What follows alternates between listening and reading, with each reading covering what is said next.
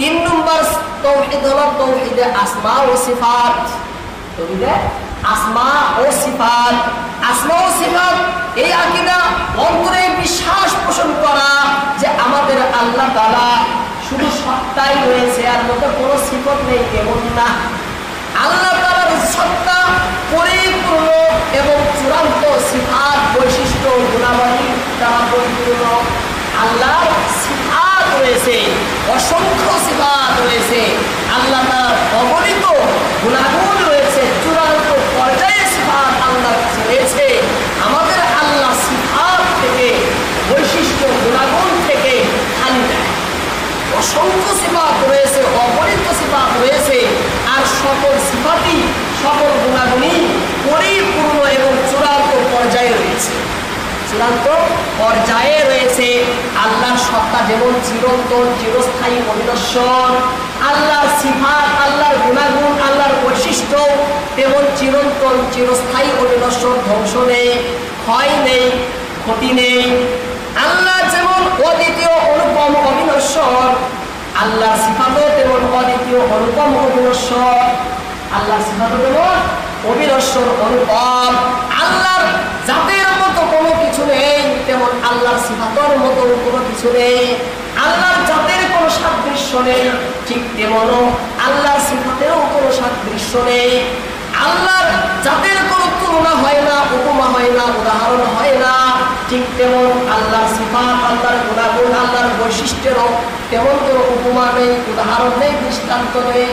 আল্লাহ তুলনাবিহীন, তুলনাহীন, অনুপম, আল্লাহ তাআলা অতুলনীয়। আল্লাহর সত্তা যেমন অতুলনীয়, তুলনাহীন, আল্লাহর সিফাত, গুণাগুণ তেমন তুলনাহীন, অতুলনীয়। এই বিশ্বাস অন্তরে রাখা হলো তাওহীদে আসমা ও সিফাত। তাওহীদে আসমা ও সিফাত, আল্লাহ তাআলার অসংখ্য যেমন সিফাত রয়েছে, তেমন আল্লাহ তাআলার অগণিত অসংখ্য নামও রয়েছে। আল্লাহ তাআলার অসংখ্য অগণিত নামও রয়েছে। কিছু নাম আল্লাহ তাআলা মানুষকে জানাইছেন, আর কিছু নাম আল্লাহ তাআলা নিজের কাছে রেখেছেন, গোপন করে রেখেছেন, কাউকে জানাননি। কিছু নাম আল্লাহ নবীকে শুধু জানাইছেন, আর কাউকে জানাননি। কিছু নাম আল্লাহ কাউকেও জানাননি, গোপনভাবে রেখে দিয়েছেন। আল্লাহর অসংখ্য নাম রয়েছে। আল্লাহ তাআলার সমস্ত গুণ সুন্দর, আল্লাহ তাআলার সমস্ত নামই সুন্দর।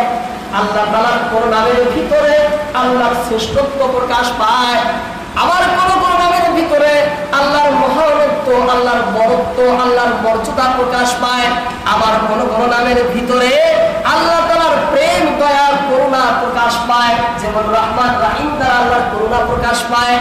আল মুতাকাব্বির, কাহ্হার দ্বারাই আল্লাহর শ্রেষ্ঠত্ব প্রকাশ পায়। তেমন আল আলী, আল আলী, আল আজিম এর দ্বারাই আল্লাহর মহানত্ব প্রকাশ পায়, তাই না? এইভাবে আল্লাহ তাআলার অসংখ্য নাম রয়েছে। এক কথায় আল্লাহ রাব্বুল আলামিনের সুন্দর সুন্দর নাম ও সিফাত রয়েছে। আল্লাহ তাআলা ওই সমস্ত সিফাতের মধ্যে একমাত্র অধিকারী, সেই সিফাত আর কোনো সৃষ্টির নেই, সেই সিফাত আর কোনো সৃষ্টির নেই।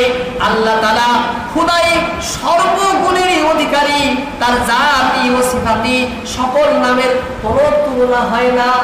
এই আকীদা অন্তরে রাখাকেই বলে তাওহীদে আসমা ও সিফাত।